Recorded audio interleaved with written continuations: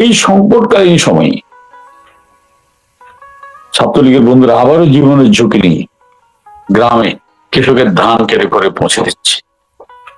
এই যে মানুষের প্রতি ভালোবাসা, মানুষ তার প্রতিদান দেওয়া শুরু করেছে। এই প্রতিদান দেওয়ার মাত্রা যত বাড়ছে, আওয়ামী লীগের রাজনৈতিক প্রতিপক্ষ, যাদের রাজনীতি বলতে কিছু নাই, যাদের রাজনীতি হচ্ছে কনস্পিরেসি, যাদের রাজনীতি হচ্ছে মিথ্যাচার, যাদের রাজনীতি হচ্ছে মুনাফিকি, তারা আজকে আওয়ামী লীগের সামনে শত্রু হয়ে দাঁড়িয়েছে। বাট আমরা সেগুলাকে থোড়াই কেয়ার করি। আওয়ামী লীগ এই পরিস্থিতি কেস করতে পারছে? দেখুন, এই প্রশ্নটি আজকে সর্বত্র উচ্চারিত হচ্ছে। অনেকে বলছে যে 9 মাসে দেশ স্বাধীন হলো, তাহলে 20 মাস হয়ে গেল, এখনো আওয়ামী লীগ ফিরছে না কেন? অনেকে বলছেন যে আওয়ামী লীগ ফিরতে আর কতদিন লাগবে, 2 বছর তো দেখলাম, আর কত?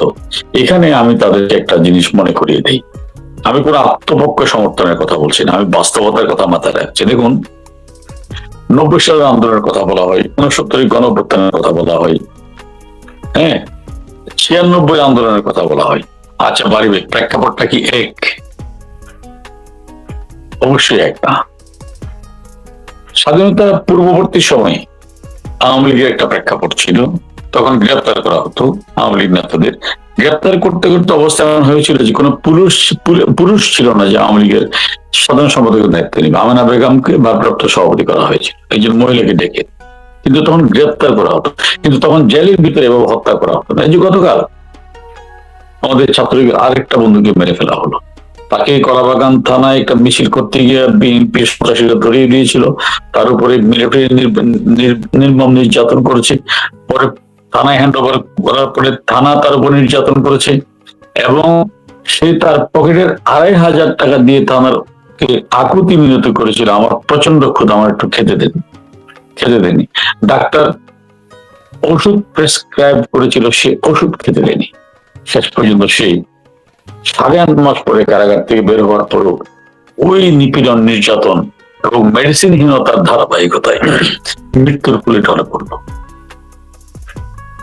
এই পর্যন্ত 143 জন বঙ্গবন্ধুর আদর্শ সৈনিক কারাগারে নির্যাতনের শিকার হয়ে মৃত্যুকে আলিঙ্গন করেছে।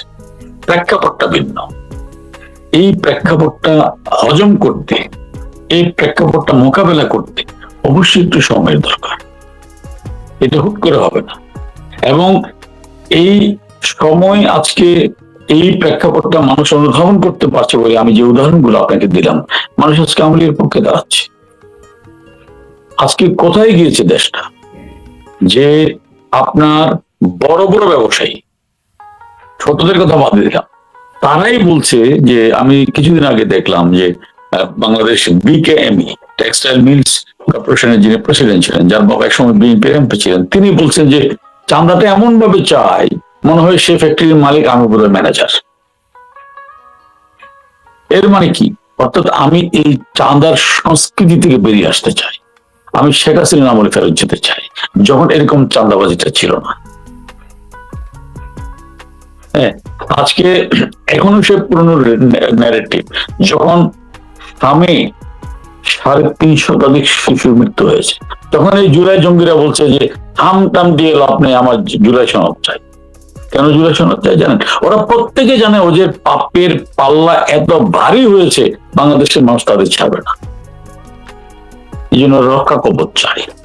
ওরা নাকি বিপ্লবী। পৃথিবীর কোন দেশের বিপ্লবীরা রক্ষা কবচ চেয়েছে? আমি অনেক আগে আপনাকে একটা শোতে বলেছিলাম, আমরা রাশিয়ান জার সরকারের বিরুদ্ধে বিপ্লবের বলশেবিক আন্দোলনের কথা জানি। সে বলশেবিক বিপ্লবীরা কি রক্ষা কবচ চেয়েছিল? ইরানের বিপ্লবীরা কি বিপ্লবীর করে রক্ষা কবচ চেয়েছিল? চীনের বিপ্লবীরা কি মাও সেতুংয়ের কাছে রক্ষা কবচ চেয়েছিল? কারণ তারা দেশের জন্য কাজ করেছে, তারা অন্য দেশের স্বার্থ উদ্ধার করার জন্য নিজের দেশকে বিক্রি করতে চায়নি, সেই জন্য মানুষ তাদের পক্ষে ছিল।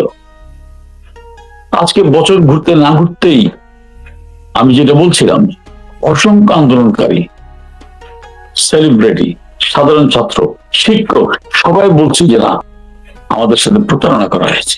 এই যে প্রতারণা কোন লেভেলে? 5 আগস্টের পরপরই যে ফেনী এবং নোয়াখালী কুমিল্লা অঞ্চলে বন্যা, সে বন্যাকে কেন্দ্র করে 10 কি 12 কোটি টাকা চাঁদা, সেই চাঁদা কোথায়? আপনি সস্তা জনপ্রিয়তা অর্জন করার জন্য আপনি আহ এই কয় টন গম পেয়েছেন তার হিসাব দিবেন, আর 12 কোটি টাকার ত্রাণের হিসাব দিবেন না। আপনি আবার সতত দাবি করবেন, মানুষকে বোকা বানানোর সব নেই। আপনি আওয়ামী লীগের দুর্নীতি নিয়ে কথা বলবেন। গত কদিন আগে আমি দেখলাম যে বরিশালে 2টি বাথরুম তৈরি করা হয়েছে 2 কোটি টাকা খরচ করে। হ্যাঁ, 2 কোটি টাকা খরচ করে বাথরুম তৈরি করা যায়, সে ফিটিংস আসবে ইতালি থেকে, ফ্রান্স থেকে, কিন্তু যে বাথরুম দেখলাম ওখানে 2 লাখ টাকার বেশি খরচ হওয়ার কথা না। এই দুর্নীতিবাজরা আবার আওয়ামী লীগের দুর্নীতি নিয়ে কথা বলে, এই দুর্নীতিবাজরা আবার রূপপুর পারমাণবিক কেন্দ্রের দুর্নীতি নিয়ে কথা বলে। রূপপুর পারমাণবিক কেন্দ্রে কিছু দুর্নীতি হয়েছিল, কিন্তু দুর্নীতির সাথে যারা জড়িত ছিল, সেই কন্ট্রাক্টর, সেই ইঞ্জিনিয়ার, প্রত্যেককে কি সাজার আওতায় আনা হয় নাই? কাউকে কি ছেড়ে দেওয়া হয়েছে? এবং আজকে তো ক্লিয়ার, সেই ইঞ্জিনিয়ার বুয়েট ছাত্র দলের সহসভাপতি ছিল। তাহলে আমি যদি বলি পরিকল্পিতভাবে সেগুলো করা হয়েছে, কিন্তু সাজা তো দেওয়া হয়েছে। আপনি অন্যায় করলে কি গুলি করে মেরে ফেলবেন? সাজাই তো দিবেন তাদেরকে। এমন তো না যে আওয়ামী লীগ কাউকে ছেড়ে দিয়েছে। আপনারা কার বিচার করছেন? এখন সেই বালিশটা জাদুঘর রাখতে বলেছে। আমি সেটা বললাম, ওই বালিশ যিনি কিনেছিলেন তিনি তারেক রহমানের ছাত্র দলের সহসভাপতি ছিলেন বুয়েটে, এবং তিনি ওই বালিশ কাণ্ড, আমি এটাকে সমর্থন করছি না, বালিশ কাণ্ড করার কারণে সেই ইঞ্জিনিয়ার এবং সেই কন্ট্রাক্টর প্রত্যেককে আদালত সাজা দিয়েছিল। এমন তো না যে ওদেরকে পুরস্কৃত করা হয়েছে। এবং যে উদ্ভট কথাটা বলছে যে 5 বিলিয়ন টাকা ঘুষ চাওয়া হয়েছিল, আজকে সেই কথা কোথায়? রাশিয়ার রাষ্ট্রদূত স্পষ্ট করে বলেছে যে আমরা তো সে বোকা না, আমি কেন 5 বিলিয়ন দিব।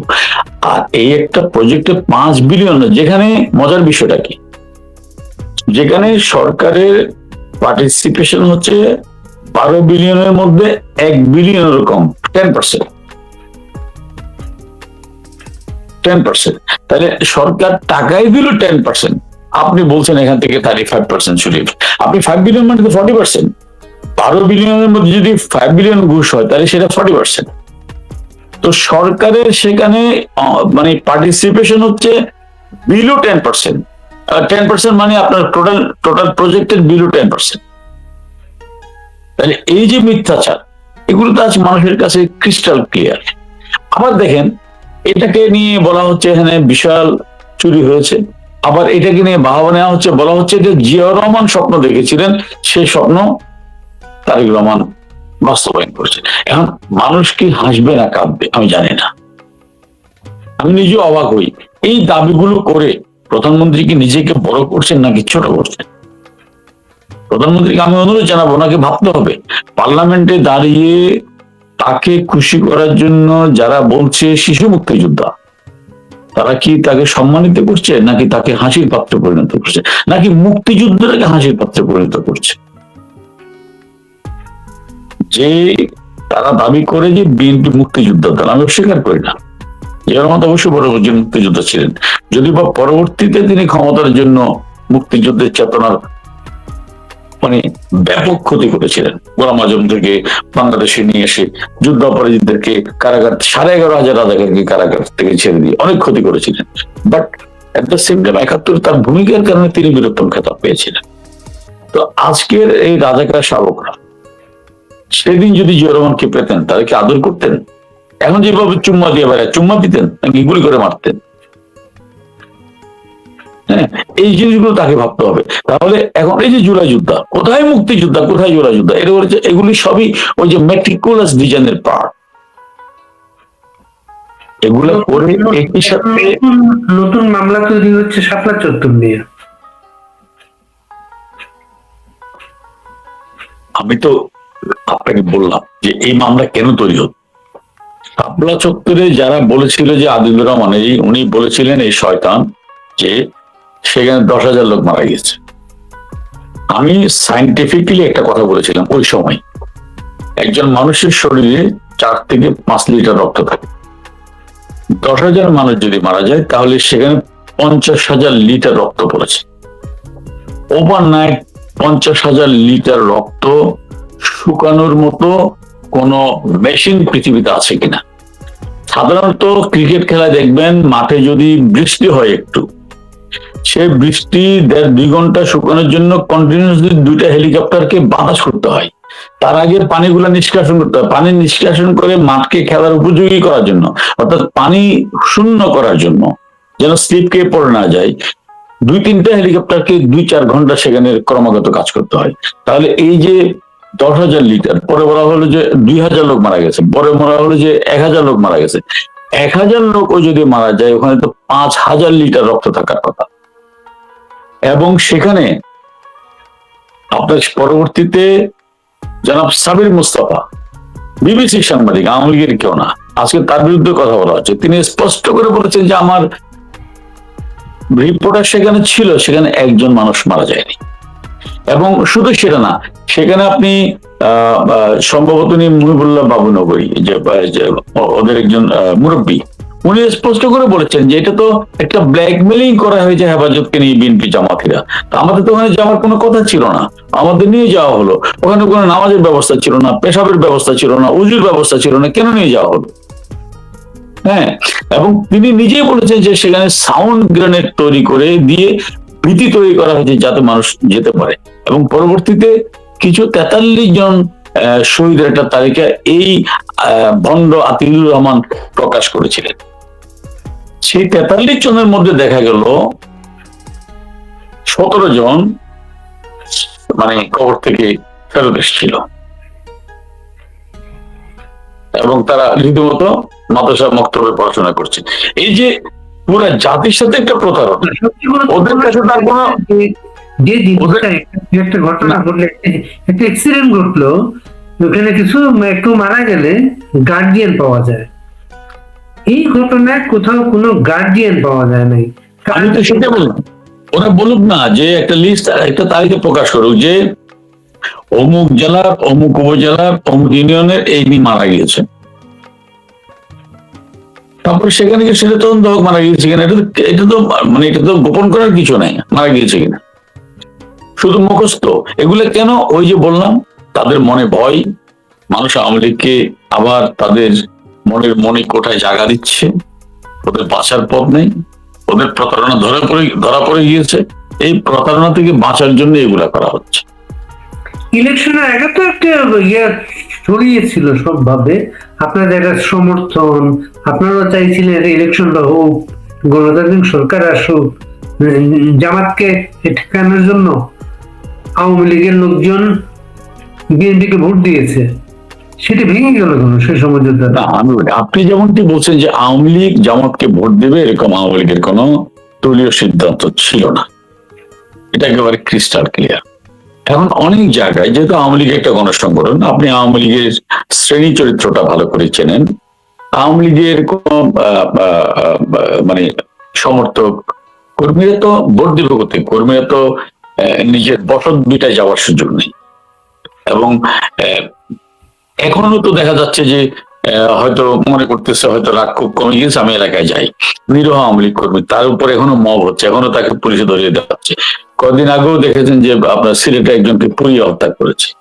তো সেই সময় আওয়ামী লীগ সমর্থনকারী কেউ হয়তো মনে করতে পারে যে ঠিক আছে, আমি এই কারণে জামাতকে ভোট দিব না, সেরকম হয়েছে। কিন্তু আওয়ামী লীগ দলীয়ভাবে কোনো সিদ্ধান্ত ছিল না যে আমাদের কোনো ভোট কোনো কারো পক্ষে দেওয়া হবে। আমাদের সিদ্ধান্ত ছিল যে আমরা ভোট কেন্দ্রে যাব না, এবং সেই কারণে মানুষ আমাদের ডাকে সাড়া দিয়েছিল। আমরা নির্বাচন বর্জনের আহ্বান জানিয়েছিলাম, মানুষ আমাদের ডাকে সাড়া দিয়েছিল বলে কিন্তু এই নির্বাচনে তাদের সেই প্রত্যাশিত ভোট কাস্ট হয়নি। সেই কারণে তাদেরকে সেখানেও ছলনা রাষ্ট্র নিতে হয়েছে, সততা রাষ্ট্র নিতে হয়েছে। সেটা কি আমরা দেখলাম যে দুপুর 12টা পর্যন্ত আপনার মাত্র 14% ভোট কাস্ট হলো। নর্মালি আমাদের দেশে নির্বাচনের যে ট্রেন্ড, সেখানে অর্ধেকের বেশি ভোট কাস্ট হয়ে যায় 8টা থেকে 12টার মধ্যেই। এরপরে ভোট কাস্টিংটা স্লো হয়ে যায়, এবং বিকালের দিকে গিয়ে 2টার পর গিয়ে খেয়ে দিয়ে আর কিছু লোক ভোট দিতে, সেটা খুব ছোট্ট অংশ। কিন্তু আমরা দেখলাম যে দুপুর 12টা পর্যন্ত যে মাত্র 14% ভোট কাস্টিং দেখানো হয়েছিল, সেটা 1 ঘন্টা পরে সেটা হয়ে গেল 46%। তাতে তো একটা বিষয় ক্লিয়ার যে এটা একটা মেকানিজম, এবং এই মেকানিজম বলেই কিন্তু আপনার মব সম্রাট ইউনূসের প্রিয় জঙ্গি মাহফুজ কিন্তু নির্বাচনের পরেই বলেছিল, এই যে ভাগ বাটোয়ারা নির্বাচনটা করলেন, এটা বুঝবেন, আবার জামাতের সেক্রেটারি জেনারেল মিয়া গোলাম পরওয়ার বলেছিল যে এটা ইতিহাসের সেরা ইলেকশন ইঞ্জিনিয়ারিং এর নির্বাচন। এরপরে তো বলার কোনো সুযোগ নেই যেখানে আওয়ামী লীগ ভোট দিতে গিয়েছিল, সাধারণ মানুষ ভোট দিতে গিয়েছিল। আপনি প্রকৃত ভোটের যে চিত্র আমরা যেটা দেখেছি টেলিভিশনে এবং পত্রিকায় যে ছবিগুলো দেখেছি, ইভেন আমি দক্ষিণ বাংলায় পত্রিকার যে ছবি দেখেছি, দুপুর 12টায় ঢাকা বিশ্ববিদ্যালয়ে ভোট কেন্দ্রের সামনে মানুষের যেই লাইন দেখেছি, তাতে তো তার সাথে তো কাস্টিং বোর্ড যেটা দেখানো হয়েছে ফুলিয়ে ফাঁপিয়ে, তার সাথে বাস্তবতার কোনো মিল নেই। তো মানুষ ভোট দিতে গেলে তো এত মানুষ ভোট কেন্দ্রে থাকার কথা। এবং যেখানে গোপালগঞ্জে দেখানো হয়েছে যে একজন প্রার্থী 1 লাখের উপরে ভোট পেয়েছে, অথচ পুরো গোপালগঞ্জে তো 5,000 মানুষ আমি ভোট কেন্দ্রে দেখিনি। আপনি বলতে পারেন যে আপনি কিভাবে দেখবেন, এখন তো প্রযুক্তির যুগ, এখন তো লুকানোর কিছু নেই। আপনি একটু টেলিফোন করে যদি বলেন যে তোমার গ্রামটা আমাকে দেখাও, ভিডিওটা অন করলে তো সব খুললাম সব ক্রিস্টাল ক্লিয়ার দেখা যাচ্ছে। তো এইভাবে তো এটা তো একটি প্রতারণা নির্বাচন। এখানে নর্মালি বিএনপির যে সমর্থক বা জামাতের যে সমর্থক আমরা মনে করি সে ভোটটাও তো কাস্ট হয়নি, কারণ মানুষ তাদেরকে ঘৃণা করে প্রত্যাখ্যান করেছে। আপনাকে মাথায় রাখতে হবে যে এইবার এই নির্বাচনে জামাত যতই আত্মতুষ্টি লাভ করুক প্রতারণা করে, তারা যদি রিয়ালাইজ করে তারা বুঝবে যে তারা কি পরিমাণ ক্ষতিগ্রস্ত হয়েছে। কারণ তারা ভোট পাওয়ার জন্য যাহা রোজা তাহাই পূজা, যিনি নবী তিনি কৃষ্ণ বলে যে মানুষের মধ্যে একটা মানে বিভ্রম তৈরি করেছে প্রতারণার ফাঁদ ভোট পাওয়ার জন্য, এবং যে হারে বেহেশত বিক্রি করেছে, তাতে এক সময়ে আমি দেখেছি বেশ কয়েকজন ধর্মভীরু মানুষ যারা জামাতের প্রতি একটা দুর্বলতা ছিল, তারা তাদের প্রতি এখন ঘৃণায় তাদের কাছ থেকে মানে মুখ ফিরিয়ে নিয়েছে। এটি কিন্তু বর্তমান বাস্তবতা। আর বিএনপির চাঁদাবাজির কারণে মানে মানুষ কি পরিমাণ অতিষ্ঠ হয়েছে সেটা বাদে দেন, বিএনপির অনেক আত্মসমালোচক নেতাকেও আমি দেখেছি যে চরম তাদের প্রতি বিতৃষ্ণ হতে, যে না এই দলটা হবে না, তো যে কারণে তাদের মানুষও কিন্তু ভোট কেন্দ্রে যায়নি। আপনাকে একজন লিখেছেন, আমার একটা প্রশ্ন, আমরা কখন স্বাভাবিক জীবন যাপন করতে পারবো, আমাদের পরিবারের কাছে কখন ফিরতে পারবো? এটা আমি একজন রাজনৈতিক কর্মী হিসাবে উনি আমার কাছ থেকে জানতে চাইতে পারেন, কিন্তু আমার কথা হচ্ছে কি, যদি কোন দেশে একটা সুস্থ গণতান্ত্রিক রাজনীতি বিরাজমান করে, এই যে বিএনপি দাবি করছে যে তারা একটা গণতান্ত্রিক রাজনৈতিক দল, এই দাবির প্রতি যদি তার 1% সততা থাকে, তাহলে এই প্রশ্নটাই আসতে পারে না। অর্থাৎ এরকম কিন্তু এটি একটি প্রশ্ন নয়, এরকম লক্ষ প্রশ্ন আজকে বাংলাদেশের আকাশে ঘুরে বেড়াচ্ছে। আমরা কখন স্বাভাবিক জীবনটা পাবো? আমি রাজনীতি করি, আমি আওয়ামী লীগ করি, আমি বিএনপি করি, আমি কমিউনিস্ট পার্টি করি, আমি জাতীয় পার্টি করি, আমি জামাত করি, এই জন্য কি আমি স্বাভাবিক জীবন পাবো না? আমি চ্যালেঞ্জ করলাম পারি ভাই, 71-এ মহান মুক্তিযুদ্ধের পরেও আপনি সালাউদ্দিন কাদের, ফজল কাদের চৌধুরী, অথবা খানে সবুর, অথবা মশিউর রহমান জাদু মিয়া, অথবা আপনার শাহাদিস, যারা মুক্তিযুদ্ধের বিপক্ষে ভূমিকা নিয়েছিল, তাদের বাড়িতে আগুন দেওয়া হয়। আপনি হিটলার, সারা পৃথিবীতে সবচেয়ে ঘৃণিত ব্যক্তি, হিটলারের বাড়িতে আগুন দেওয়া হয়, কিন্তু সে সারা পৃথিবীতে ঘৃণিত। তাইলে কেন আগুন দেওয়া হচ্ছে? কারণ ওরা বাংলাদেশটা বেচবে, এটা আগে জানতো ষড়যন্ত্রকারী। বেচলে যেন মানুষ স্বাভাবিক জীবন যাপন করতে পারলে তো দেশ বিক্রির বিরুদ্ধে জনমত তৈরি হবে, জনরোষ তৈরি হবে, তখন দেশ বিক্রিটা হবে না। এই ভয়ে কিন্তু এগুলা করা হচ্ছে। সুতরাং এই ভয়ের সংস্কৃতিটাকে আমাদেরকে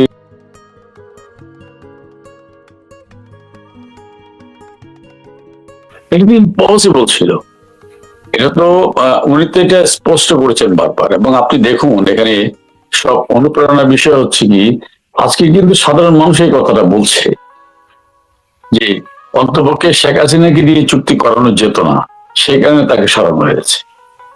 চুক্তি করতে হবে, আপনি বিশ্বে যদি আপনি বাঁচতে চান, এটাকে বলা হচ্ছে এখন গ্লোবাল ভিলেজ। গ্লোবাল ভিলেজে বাঁচতে হলে আপনাকে অনেক কিছু ছাড় দিতে হয়, কিন্তু আমি তো আমার অস্তিত্বকে বিপন্ন করব না। আমি যদি নিজেকে বিক্রি করে দিই তাহলে আমি কি নিয়ে বেঁচে থাকবো? আজকে আপনাকে যদি ইভেন একটা মানে বলা হচ্ছে যদি কোনো অস্ত্র বাংলাদেশ কিনতে চায়, সেখানে কি কি অস্ত্র আছে সে লিস্ট তাদেরকে জানাতে হবে, ওদের অনুমোদন নিতে হবে। পৃথিবীর কোন একটা সভারেন কান্ট্রি এটা করতে পারে কিনা? সবচেয়ে দুঃখজনক বিষয় কি, যারা এতদিন এই মার্কিন সাম্রাজ্যের বিরুদ্ধে গলা ফাটাতো, সবাই আজকে নিশ্চুপ। এটা কি ডলারের ভয় না ডান্ডার ভয় আমি জানি না, কিন্তু এই ডান্ডার ভয়, এই ক্ষমতা ছাড়ার ভয়, এই ক্ষমতাহীন হওয়ার ভয় বঙ্গবন্ধু কন্যার মধ্যে ছিল না। হ্যাঁ, ছিল না বলেই তিনি, আপনি মনে আছে 2001 সালে নির্বাচনের পরে তিনি একই কথা বলেছিলেন। হ্যাঁ, এবং মোল্লা মিলিটারি রাজনৈতিক দলগুলা দেশের, আমেরিকা সবাই আপনাদের বিরুদ্ধে, কিভাবে আপনারা আসবেন ক্ষমতায়? আপনি যদি 71 সালে যান, হ্যাঁ 71 সালে তো টোটাল প্রশাসন আমাদের বিরুদ্ধে ছিল, পাকিস্তানি প্রশাসন, আমেরিকা আমাদের বিরুদ্ধে, 2026 না 26, হ্যাঁ। এবং তখন আমার মনে আছে যে আমেরিকা আমাদের মুক্তিযুদ্ধের বিরুদ্ধে সপ্তাহ ভোট পাঠিয়েছিল। এবং আমেরিকার বিরুদ্ধে এত মানুষ আসছে না নাই? না, এখন তো মানুষ নাই আমেরিকার বিরুদ্ধে, মানুষ নাই বলে তো ওরা ভয় দেখাচ্ছে। মানুষ, ওদের পক্ষে মানুষ নাই, আওয়ামী লীগের পক্ষে মানুষ, এই জন্য তো আওয়ামী লীগের রাজনীতিকে সম্পূর্ণ অগণতান্ত্রিক ভাবে, অসাংবিধানিক ভাবে নিষিদ্ধ ঘোষণা করেছে। কিন্তু মানুষ মানুষ আপনাদের পক্ষে, সবকিছু আপনাদের পক্ষে। আমি তো না, আমি বলতে পারি ভাই, এখানে কি আমি এই জন্য বলছিলাম যে আপনাকে প্রেক্ষাপটটা কি, বর্তমান সময়টা এত খারাপ যাচ্ছে, এই আপনাকে মাথায় রাখতে হবে যে পার্লামেন্টে যেটাকে অধ্যাদেশ করেছিল মব সম্রাট ইউনূস, সেটাকে আইনে পরিণত করেছে। বলা হচ্ছে এখন মিছিল করলে 14 বছরের জেল। এই যে 14 বছরের জেল, আমি 14 বছর কারাগারে থাকবো, বাঁচবো কিনা মরবো না যায় না, তারপরে কিন্তু মিছিল থামানো যাচ্ছে না। তো এই যে মিছিল থামানো না যাওয়া, এটি কিন্তু প্রমাণ করে যে মানুষ রাস্তায় নামছে, মানুষ তো ঘরে বসে নাই। এবং এটা বাড়বে, আপনি নেতাটা নাই না, এটা বাড়বে মানুষ থেকে, সরি, মানুষ নামছে, মানুষের সাথে আপনার মতো নেতারা নাই। এইভাবে কি আপনার মতো নেতারা এই মানুষ থেকে মাইনাস হয়ে যাচ্ছে? না, ডেফিনেটলি এটা আমার মতো বা আমার চেয়ে বড় নেতাও যদি হয়, সংকটকালীন সময় যদি সাধারণ মানুষের পাশে না দাঁড়ায়, মাইনাস হবেই। আবার এখন নাই বলতে আপনি কি বলতে চাচ্ছেন? শারীরিকভাবে না থাকা, অথবা মানে এই প্রযুক্তির যুগে ধরেন আমরা অনেকে বলছে যে আওয়ামী লীগ নেতারা নাই, আচ্ছা নাই যদি থাকে তাহলে আমি আপনার সাথে এসে কথা বলছি কেন? আমি সারাদিন বা আমার মতো অনেক আওয়ামী লীগের নেতা সারাদিন নেতা কর্মীদের সাথে কথা বলছি কেন? নাই তখনই বলতে পারবেন যখন যার সাথে কোনোভাবে কানেক্ট করা যাবে না, টেলিফোন হোক, অনলাইনে হোক, সোশ্যাল মিডিয়া হোক, হোয়াট এভার ইট ইজ, তখন আপনি বলতে পারবেন নাই। এখন তো কৌশলগত বিষয়। আমি যেটা বললাম, গত 2 দিন আগে একজন সাধারণ আওয়ামী লীগের শেখ হাসিনার নেতাদের দেশে ফিরতে বলেছিলেন, কিন্তু কোন নেতা কিন্তু ফিরান নাই। আমি না না ফিরছে, আমি বলি আপনাকে, আপনি যদি পুরো আওয়ামী লীগটাকে কেন্দ্রীয় কমিটি বা মন্ত্রী পরিষদ অথবা পার্লামেন্ট মেম্বার অথবা জেলা প্রেসিডেন্ট সেক্রেটারি ধরেন, আপনি সাকুল্য হয়তো 50 জন নেতা আছে যারা দেশের বাইরে, বাকিরা সব দেশে, এবং অধিকাংশ 350 জন তো কারাগারে, এখন ছোট পর্যায়ের নেতা না, এখন 350 জন কারাগারে। সুতরাং নাই বলে যে একটা বয়ান তৈরি করা মেটার করে তাদের সামনে, না না, এটা না না, আপনি আপনি শুনেন, আপনি বাংলাদেশের পলিটিক্সে শাহজাহান খান ম্যাটার করেন এটা বলতে পারেন, কাজী জাফরুল্লাহ ম্যাটার করেন এটা বলতে পারেন, আসাদুজ্জামান নূর ম্যাটার করেন এটা বলতে পারেন? কতটা নাম বলবো, কতটা নাম আপনাকে আমি বলবো? সেরিনা হায়াত আইবি ম্যাটার করেন এটা বলতে পারবেন? বাংলাদেশে এই মুহূর্তে সেরিনা হায়াত আইবির মতো ভূমিকা রাখতে পারছেন না তারা। এই আপনি এখন জায়গায় আসছেন, তাহলে তারা যখন ভূমিকা রাখতে পারছেন না, সেরিনা হায়াত আইবি কাউকে প্রথমত নিউজও হয়েছে, প্রথমে তাকে 5টা মামলা দিয়ে কারাগারে পাঠানো হলো, সেই মামলায় বেল হলো, পরে আরো 5টি মামলা দেওয়া হলো, সেই মামলা বেল হওয়ার পরে হাইকোর্ট বললো ফার্দার তাকে কোনো হয়রানি করা যাবে না, তারপরও তার বিরুদ্ধে অ্যাপিল করা হলো। এই ওরা তো কোনো ভূমিকা রাখতে পারছে না, সেই জায়গায় বাইরে থেকে যারা কর্মীদেরকে উদ্দীপ্ত করছে, এটা কি ভূমিকা নয়? এটাকে ভূমিকা নয় বলে যারা প্রচার করছে, তারাই কিন্তু আওয়ামী লীগ পালিয়ে গিয়েছে এই বয়ানটা দাঁড় করিয়ে জাতিকে অন্ধকারে রাখতে চায়। আপনি ইয়ার নিউজটা, যেটা প্রথম আলো নিউজটা সেলিনা হায়াত আইবিকে নিয়ে, কিন্তু তারা এই নিউজটা কিন্তু শামীম ওসমান নিয়ে করবে না কিন্তু তারা। আমি এখানে শামীম ওসমান অথবা সেলিনা হায়াৎ আইবির কথা বলছি না। আমি বলছি একজন আওয়ামী লীগ নেতার উপরে। আমরা জানি যে সেলিনা হায়াৎ আইভি রাজনীতিটা কত পরিচ্ছন্ন রাজনীতিবিদ তিনি, তাকে নিয়েও এরকম ভয়ঙ্কর নিপীড়ন করা হচ্ছে। সে কোনোদিন কাউকে একটা ধমক দেওয়ার কথা বলার লোক না, তার বিরুদ্ধে এরকম কল্পিত মামলা। আসাদুজ্জামান নূর জীবনে কারোর সাথে আপনি ছাড়া তুমি করে কথা বলে নাই, সে মানুষটাকে আপনার একটা পর একটা মিথ্যা মামলা। নিউজটা হচ্ছে আপিল বিভাগ তার জামিনের রায় বহাল রেখেছেন, কাজেই তার মুক্তিতে বাধা নেই। তারপরেও তাকে ছেড়ে দেওয়া হচ্ছে না। আমি ওই কথাটাই বলছি যে আমি এই জন্য আবির কথাটা বললাম যে আমি মানে ডেফিনেটলি সেলিনা হায়াৎ আইভি বাংলাদেশের পলিটিক্সে ব্যতিক্রমী ধারা রাজনীতি করে, এবং তার রাজনীতির যে পরিচ্ছন্নতা এটা তার চরম শত্রুপক্ষ স্বীকার করে। তাকেও আপনি কারাগারে রাখার জন্য এরকম একটা পর একটা মিথ্যা মামলা সাজানো হচ্ছে। তো সেই জায়গায় তারা কারাগারে থেকে আপনি বলছেন তারা কোনো ভূমিকা রাখতে পারছে না, তাহলে এবং যেখানে আওয়ামী লীগের সাধারণ কর্মীও এলাকায় গেলে তাকে ধরে পুলিশে দেওয়া হচ্ছে কারাগারে, তাহলে যারা বাইরে থেকে এখন ভূমিকা রাখছে তারা দেশে গেলে আপনি কি মনে করেন তাদেরকে গ্রেপ্তার করবে না? যাদের নামে মামলা না থাকলেও গ্রেপ্তার করবে না? তাহলে কি আপনি চাচ্ছেন যে আওয়ামী লীগ কেমন জায়গায় যাক যাতে কেউ কোনো ভূমিকা রাখতে না পারে? আমি তো মনে করি শোনেন, আমি মনে করি এই কথাগুলো যারা বলে তারা মূলত আওয়ামী লীগ পালিয়েছে এই বয়ানটা এস্টাবলিশ করার জন্য বলে, যাতে কর্মীদের মনোবল আরো ভেঙে যায়, আওয়ামী লীগ ঘুরে দাঁড়াতে না পারে। আওয়ামী লীগ আছেই ভাই, আপনি তাদেরকে বলতে শোনেন, আপনি শুধু তাদের পালানো বলতে পারেন যারা নো হয়, যাদের সাথে কর্মীরা কোনোভাবে কানেক্ট করতে পারছে না। কর্মীরা, আমি নেতাদের কথা বলছি না। একজন নেতা যদি আমার সাথে বলেছিলেন আপনারা দেশে যান আমি আসছি, এই কথা তো আপনার নেত্রী বলেছেন। সরি, শেখ হাসিনা বলেছিলেন আপনারা দেশে যান আমি আসছি, এই ভয়েসটা তো তার ছিল। শোনেন, নেত্রী কি বলছে সেটা আমরা জানি। আপনি বলছেন তুমি সুবিধাজনক সময়ে দেশে যাও, এবং দেশে যাচ্ছে অনেকেই, প্রচুর, হয়তো সিনিয়র লেভেলে কেউ ঢুকে না, কিন্তু প্রচুর নেতারা দেশে ঢুকছে। এবং এটা মনে রাখবেন যে ওনার নির্দেশ আমাদের কাছে শিরোধার্য, এবং সেই নির্দেশ পালন করবেন এমন কোন আওয়ামী লীগের কর্মী এখন নাই।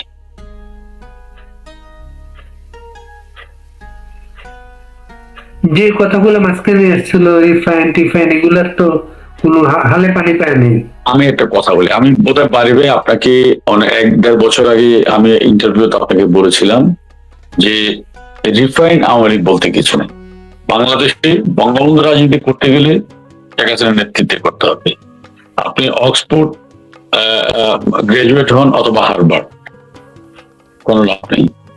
বঙ্গবন্ধুর সৈনিকরা বঙ্গবন্ধু কন্যার বাইরে আর কোন নেতৃত্ব মানে না, মানবে না। এটা হচ্ছে ইউনিভার্সাল ট্রুথ। সুতরাং এর বাইরে যে যতই চেষ্টা করুক সবকিছু ব্যর্থতায় পর্যবসিত হবে। এই যে আমি এই জন্য বলছি, আপনি যেমনটি বলছেন যে দেশে যাওয়ার কথা বলছেন, পলাতক বলছেন, এগুলো একটা বয়ান তৈরি করা হচ্ছে যাতে আওয়ামী লীগটা দাঁড়াতে না পারে। আপনি আওয়ামী লীগের যারা দেশের বাইরে আছে, মুসলিমের কয়েকজন বাদ দিয়ে প্রত্যেকের সাথে নেতা কর্মীদের নিগুড় যোগাযোগ আছে, এবং এই যোগাযোগের ধারাবাহিকতায় কিন্তু মিছিলগুলো হচ্ছে। এই যোগাযোগের ধারাবাহিকতা কিন্তু আওয়ামী লীগ সরব হচ্ছে, দেশের মানুষ কথা বলছে, না হয় ওরা কিসের বর্ষায় কথা বলছে। এবং যেখানে স্বয়ং বঙ্গবন্ধু কন্যা, আমার তো মনে হয় 24 ঘন্টার মধ্যে 18 ঘন্টায় নেতা কর্মীদের সাথে কানেক্টিভিটির মধ্যে আছেন। এরপরও এত নেতা আমরা এই লিমিটেড 40-50 জনকে পাই কেন? তাদেরকে অ্যাক্টিভ করতে পারেন না কেন আপনারা? আপনাকে আমি তো বললাম, আপনি দেশের মধ্যে যারা আছে, আপনি নেতাদের কথা বাদ দেন, যদি খবর পাচ্ছে যে ও আওয়ামী লীগের সমর্থক, তাকে তো মব করে পুলিশে দেওয়া হচ্ছে। যদি স্বরাষ্ট্রমন্ত্রী বলেছিলেন আজ থেকে মবের রাজত্ব শেষ, আসলে কি শেষ হয়েছে? তো এখন আপনি একটা স্বাভাবিক পরিস্থিতি আর একটা অস্বাভাবিক পরিস্থিতি, দুটাকে এক পাল্লায় মাপলে তো হবে না। এবং দেশের মধ্যে যারা আছে, আমি একদম দায়িত্ব নিয়ে বলছি, আমি অনেকে চিনি, জানি, যাদের সাথে আমাদের যোগাযোগ, তারাও কিন্তু সার্বক্ষণিক যোগাযোগ রাখছে। যারা কারাগারে আছেন তাদের খবর নিচ্ছেন।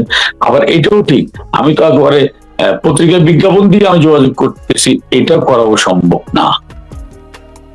হ্যাঁ, তো এখানে তো ভাই অনেকগুলো সংকট আছে, এই সংকটগুলো মাথায় রেখে তো আপনাকে কাজ করতে হচ্ছে। ঢালাভাবে বলে দিলাম এত বড় সংগঠন 30-40 জন অ্যাক্টিভ আছে, বাকিগুলো নাই কেন? আওয়ামী লীগের কেন্দ্রীয় কমিটি তো হচ্ছে আপনার মাত্র 81 সদস্যের, এটা তো বিএনপি না যে 501 সদস্যের জাতীয় কমিটি, যখন যারে খুশি ধরে আপনি একটা পদ বানায় দিলেন। আওয়ামী লীগ কেন্দ্রীয় কমিটি 41 সদস্যের, 41 সদস্যের মধ্যে অর্ধেক তো কারাগারে আছে, বাকি কয়েকজন দেশে আছে, কিন্তু ওদের বেরোয়ার কোনো সুযোগ নেই। ওরাও কথা বলছে, ওরা ওদের মধ্যে যোগাযোগ করছে, ওরা ওপেন মিডিয়ায় আসলে তো তারপরের দিন অ্যারেস্ট হয়ে যাবে। তখন আপনি যেমনটি বলছেন যে তাহলে তোরা কারাগারে গিয়ে তো তাদের আর কথা বলা বা যোগাযোগের সমস্ত পথ ছিন্ন হয়ে যাচ্ছে। আপনাকে এটা মাথায় রাখতে হবে যে আমরা কোন অবস্থায় আছি, যে হুমায়ুন ভাইয়ের মতো একজন বর্ষিয়ান মানুষ, আপনাকে একটা অনুষ্ঠান বলি, আমি বিশ্বাস করি হুমায়ুন ভাইয়ের মতো একজন মানুষ 10 এপ্রিল কারাগারে মারা যাওয়ার পরও তার হাত করা খোলা হয়নি। 10 এপ্রিলের একটা ঘটনা বলি। 10 এপ্রিল আপনার নেত্রীর উপস্থিতিতে 5 ঘন্টার একটা আলোচনা অনুষ্ঠান ছিল। সেই অনুষ্ঠানে আমরা এত মানুষ দেখলাম, তাদের অনেকেই কিন্তু দেশের বাইরে, সেইখানে প্রথম তাদের দেখলাম, তাদেরকেও কিন্তু আমাদের প্রোগ্রাম গুলাকে আনতে পারি না। এখন তারা প্রোগ্রামে কেন যায় না, আসলে এটা তো এই প্রশ্নের উত্তর যাদেরকে আপনি আহ্বান করেছেন তারাই ভালো বলতে পারবে, আমি তো বলতে পারবো না। আসলে হয় কি, আমি বলি যে কবি হেলাল হাফিজের একটা কবিতা আছে না, মিছিলে সব হাত পা এক নয়। কেউ আসে রাজপথে সাজাতে সংসার, কেউ আসে সাজিয়ে সংসার। তো এখানে আপনি একটা রাজনৈতিক দলের সব নেতা সব কর্মীর টেন্ডেন্সি, সাহস বা আপনার ভোকাল এক হবে, এটা হওয়ার কোনো কারণ নেই। এক একজন এক একভাবে কাজ করে। আর তাছাড়া আওয়ামী লীগ তো কোনো শ্রেণী সংগঠন না, এটা হচ্ছে একটা মাল্টি ক্লাস অর্গানাইজেশন। এখানে নানা মতে, নানা পথে, নানা শ্রেণীর লোকজন আছে, অনেকে নেতৃত্বে আছে, অনেকে সমর্থন আছে। সুতরাং সবার কাছ থেকে তো একই ধরনের সাহস, একই ধরনের দূরদর্শিতা, একই ধরনের নেতৃত্বের কোয়ালিটি আপনি প্রত্যাশা করতে পারেন। হয়তো সেই কারণে এটা হচ্ছে। আপনার এলাকার আরেকজন নেতা বিপ্লব বড়ুয়া, তিনি একসময় আসতেন, তিনি কি বিদেশে গিয়ে আবার আত্মগোপনে চলে গেছেন? সেটা আমি বলতে পারবো না। আমাদের অনুষ্ঠান শেষ পর্যায়ে আমির ভাই, আজকে আপনার দলের নেতা কর্মীদের উদ্দেশ্যে নতুন কোন তথ্য, দিক নির্দেশনা, মেসেজ থাকলে বলেন। না, আমাদের নতুন কোন মেসেজ, আমাদের বক্তব্য একটাই যে আওয়ামী লীগের শক্তি হচ্ছে জনগণ, এবং এই জনগণ আওয়ামী লীগের পক্ষে আছে বলেই আপনি যেটি আজকে হেডলাইন করলেন, আওয়ামী লীগের সামনে যত শত্রু, অর্থাৎ আওয়ামী লীগের রাজনৈতিক প্রতিপক্ষ যারা, তারা এতই ভঙ্গুর, এতই ভীত, তারা আওয়ামী লীগকে রাজনৈতিকভাবে মোকাবেলা করতে ব্যর্থ হচ্ছে বলেই তারা আইনের মারপ্যাচ ব্যবহার করছে, তারা ভয় দেখাচ্ছে। তারা যদি একটি রাজনৈতিক দলকে রাজনৈতিকভাবে মোকাবেলা করার সাহস রাখতো, তাহলে এই কাজটি তারা করতো না। এই বিষয়টা জামাত, এনসিপি এরা এই বিষয়ে বিএনপি কে একটা চাপের মধ্যে রাখছে। এটা তো ক্রিস্টাল ক্লিয়ার। এটা তো আপনি যাহা জামাত তাহা এনসিপি, যাহা এনসিপি তাহা বিএনপি, খুব একটা পার্থক্য আছে কেন? আজকে প্রধানমন্ত্রী বলেননি বিএনপি এবং জামাত একই মায়ের পেটের দুটি সন্তান? হ্যাঁ, যদিও এখন আবার গুপ্ত বলা হচ্ছে, যদিও গতকাল ইডেন বিশ্ববিদ্যালয়ে এই গুপ্তরা মানে ছাত্রদলকে বের করে দিয়ে সেখানে তাদের একচ্ছত্র আধিপত্য বিস্তার করার জন্য বোরকা পরে মধ্যরাতে মাঠে নেমেছিল। এই গুপ্তদের সম্পর্ক আমি প্রধানমন্ত্রী সহ বিএনপি নেতৃত্বকে সচেতন থাকার আহ্বান জানাচ্ছি। এরা মোনাফেকদের কাছ থেকে সব সময় সাবধান থাকতে হবে। এবং বেগম জিয়াও কিন্তু বলেছিলেন জামাত হচ্ছে মোনাফেক। ওরা যদি মনে করেন যে মোনাফেকদেরকে নিয়ে, এই সাপদেরকে নিয়ে একসাথে কাজ করবেন, তাহলে কিন্তু ছবল তাদেরকেও খেতে হবে। এই জায়গায় একটা জাতীয় ঐক্য দরকার। তিনি যদি দাবি করেন, তারা যেটা দাবি করেন যে বিএনপি একটি মুক্তিযোদ্ধার দল, এটা দাবির মধ্যে না রেখে এটা যদি উনি বাস্তব প্রমাণ করতে চায়, তাহলে এই জায়গাটা একটা জাতীয় ঐক্য প্রয়োজন। দলকে মুক্তিযুদ্ধ, বঙ্গবন্ধু, বাংলাদেশ, এই বিষয়গুলো নিয়ে অভিন্ন একটা অবস্থান দরকার। সুতরাং আপনি যদি মনে করেন যে, কিন্তু এখনো পর্যন্ত দৃশ্যমান যে রাজনীতি, সেখানে এনসিপি, জামাত, বিএনপি, আমি এদের মধ্যে খুব একটা বিভাজন দেখি না, বিশেষ করে ক্ষমতার প্রশ্নে ওরা এক হয়ে যায় আওয়ামী লীগকে মোকাবেলা করতে। যে আপনি যেটা বলছিলেন যে সেই জায়গায় আওয়ামী লীগের নেতা কর্মীদের প্রতি আমার বিনীত অনুরোধ, চোখ কান খোলা রাখুন, ভয় পাওয়ার কিছু নেই। ওরা ভয় পাচ্ছে, ওরা ভীত সন্ত্রস্ত, ওরা আতঙ্কগ্রস্ত। কেন? ওরা মানুষের কাছ থেকে দূরে সরে গিয়েছে, এই জন্য আতঙ্কগ্রস্ত। আতঙ্কগ্রস্ত হয়েই ওরা পাগলের প্রলাপ বকছে, আতঙ্কগ্রস্ত হয়ে ওরা আইনের মার পেছে, পার্লামেন্টে গিয়ে অসাংবিধানিক আইন করে আওয়ামী লীগের রাজনীতি নিষিদ্ধ করেছে। কিন্তু রিমেম্বার, আওয়ামী লীগ শুধু পার্লামেন্ট জন্ম দেয়নি। পার্লামেন্টের অধ্যাদেশে আমি যেদিনই আওয়ামী লীগের রাজনীতি নিষিদ্ধ করেছিল, ছাত্রলীগকে নিষিদ্ধ করেছিল, সেদিন আমি ফেসবুকে লিখেছিলাম যে ছাত্রলীগ, আওয়ামী লীগ কোন অধ্যাদেশে প্রতিষ্ঠিত হওয়া রাজনৈতিক দল নয়। মানুষের ভেতর থেকে মানুষের কথা বলে, মানুষের দাবি আদায় করে, মানুষকে সাথে নিয়ে গড়ে ওঠা যে রাজনৈতিক দল, সেই রাজনৈতিক দল আওয়ামী লীগ একটি দেশ জন্ম দিয়েছে। একটি দেশ জন্ম দিয়েছে বলে সে দেশের একটি পার্লামেন্ট হয়েছে। আইন রাজনীতিবিদরা তৈরি করে, আইন রাজনীতিবিদ তৈরি করে না, রাজনীতিবিদরাই আইন তৈরি করে। সুতরাং যারা আজকে আইন তৈরি করে আওয়ামী লীগকে ঠেকাতে চায়, তারা ভীত, তারা হারবে। পক্ষ থাকুন, পক্ষবদ্ধ থাকুন, বঙ্গবন্ধু কন্যার নেতৃত্বে অবিচল থাকুন। বিজয় সন্নিক।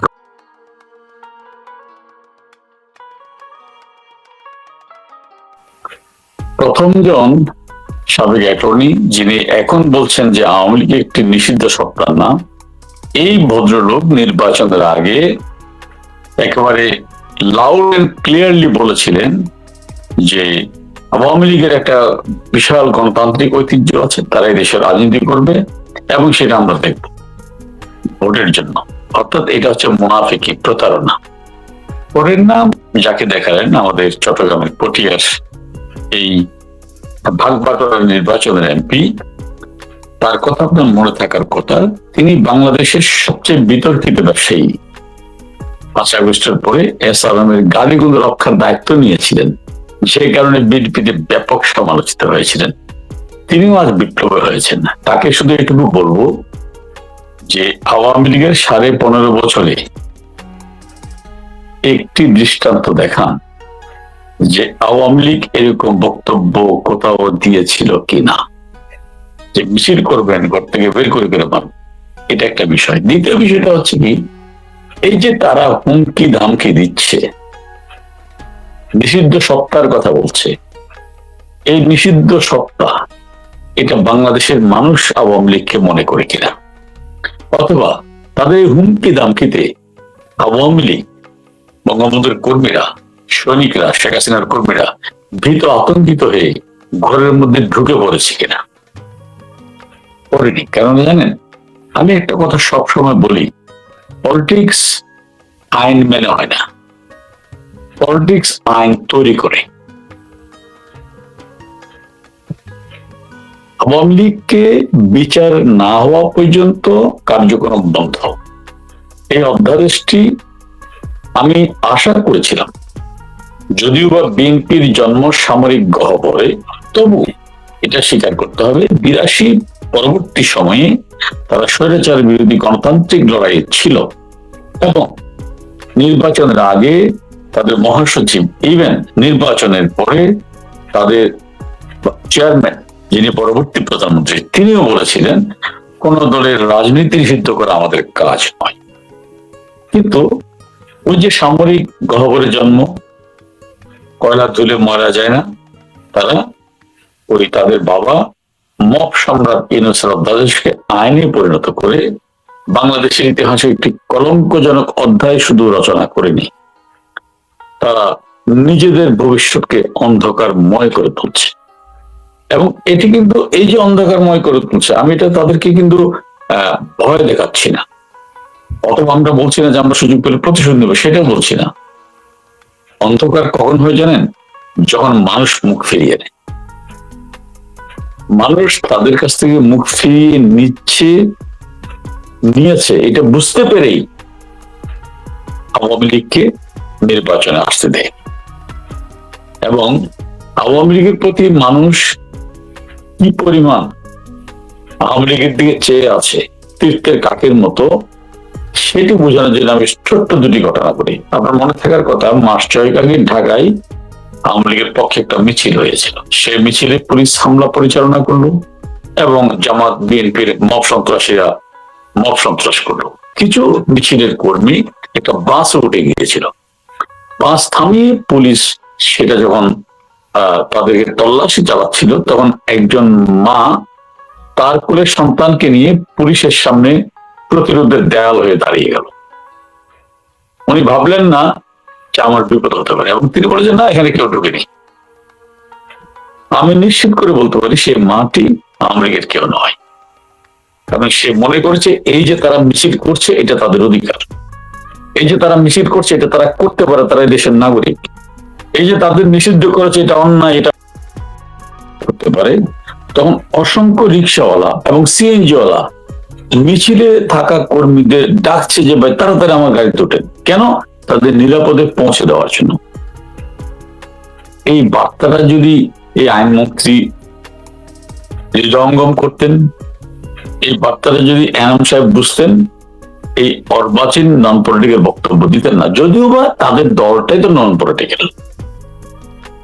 এই যে মাকে দেখালেন না, এই মার বক্তব্যটা আমি শুনেছি।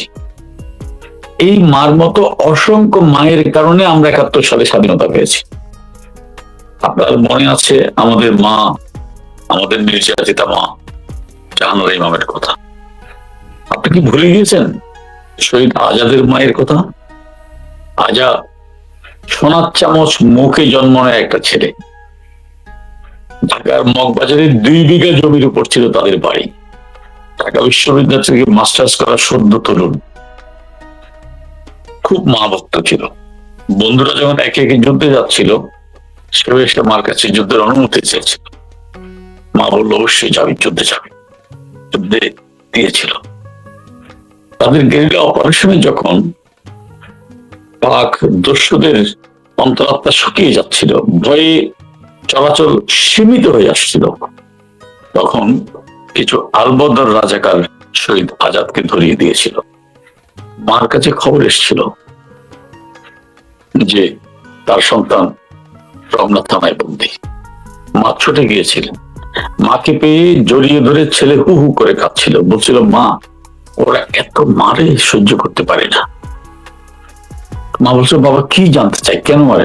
জানতে চাই আমার বন্ধুরা কোথায়। মা উদ্বিগ্ন হয়ে বলে বাবা তুই কি কারো নাম বলেছিস? মা আমি বলিনি। খবরদার বাবা বলবি না, যত মারুক সহ্য কর, আমি যেমন তোর মা এই দেশটাও তোর মা।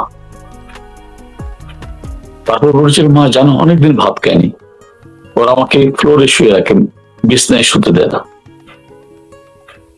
যখনই মায়ের কানে আসলো ছেলে অনেকদিন খেতে পারেনি, বলে যে ঠিক আছে বাবা আমি তোর জন্য কালকে রান্না করে খাবার নিয়ে আসবো। তারপর দিন মা নিজে বাজারে যায়, ছেলের পছন্দের খাবার করে রান্না করে দুপুর হবার আগেই টিফিন ক্যারিয়ার করে ছোটে সেই রমনা থানায়। কিন্তু আজাদ নেই। দুপুর গড়িয়ে বিকাল হয়, বিকাল গড়িয়ে সন্ধ্যা, সন্ধ্যা গড়িয়ে রাত, আজাদ ফিরে আসে না। আজাদ আর কোনোদিন ফিরে আসেনি।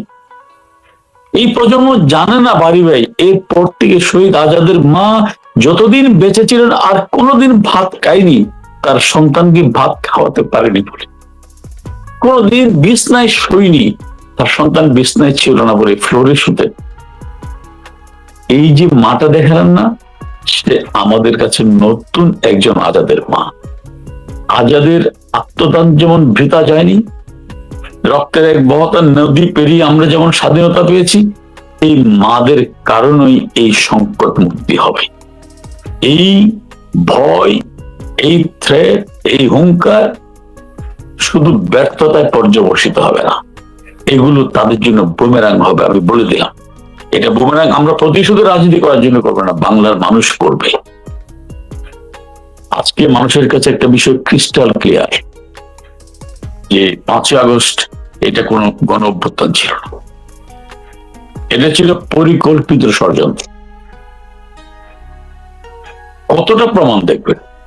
প্রমাণটা যখন অটোমেটিকলি শুরু হয়ে গেল 5 আগস্টের পরে 8 তারিখে সরকার গঠন হলো, সেই সরকারের স্বরাষ্ট্র উপদেষ্টা যখন বললেন যেই রেঞ্জের বুলেটে গুলি করা হয়েছে সে বুলেট পুলিশ ব্যবহার করে না, তাদের মধ্যে সততা থাকলে এটা যদি গণ অভ্যুত্থান হতো তারা সেটাকে তদন্ত করে দেখতেন আসলে কিনা। কিন্তু কি করলো, ওভারনাইট তাকে মন্ত্রণালয় থেকে সরিয়ে দেওয়া হলো, মুখে কুলুপ এঁটে দেওয়া হলো যেন কোনো কথা বলতে না পারে। এখানেই শেষ? এখানে শেষ নয়। কোথায় কোন অজপাড়াগা রংপুরে, সেখানে মব সম্রাট ইউনূস আবু সাইদের কবর জিয়ারত করতে চাই, সেখানে প্রধানমন্ত্রী তারেক রহমান তার কবর জিয়ারত করতে চাই। আবু সাইদের মতো মুগ্ধ তো শহীদ হয়েছে, মুগ্ধের কবরে কেউ যায় না কেন? সাংবাদিকদের কেউ লেখে না কেন মুগ্ধের কবর কোথায়? মুগ্ধের নামে আদৌ কি কেউ মারা গিয়েছে?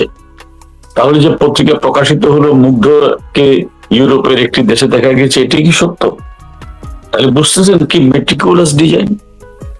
বলা হলো পুলিশের গুলিতে আবু সাইদের বুক ঝাঁঝার হয়ে গেছে, কিন্তু তাদের আমলে তাদের ডাক্তার রিপোর্ট দিল ময়না তদন্তের যে আবু সাইদের গায়ে গুলির চিহ্ন নেই, তাকে পেছন থেকে যে আঘাত করা হয়েছে সে আঘাতে অতিরিক্ত রক্তক্ষরণে তার মৃত্যু হয়েছে। আমি ধরে নিলাম পুলিশের গুলিতে, তাকে গুলি করা হয়েছে 3:30টার দিকে, তাহলে রাত 8:30টায় তাকে কেন হাসপাতালে নেওয়া হলো? এই 5.5 ঘন্টা তাকে কারা আটকে রেখে তিল তিল করে মৃত্যুর দিকে ঠেলে দিল।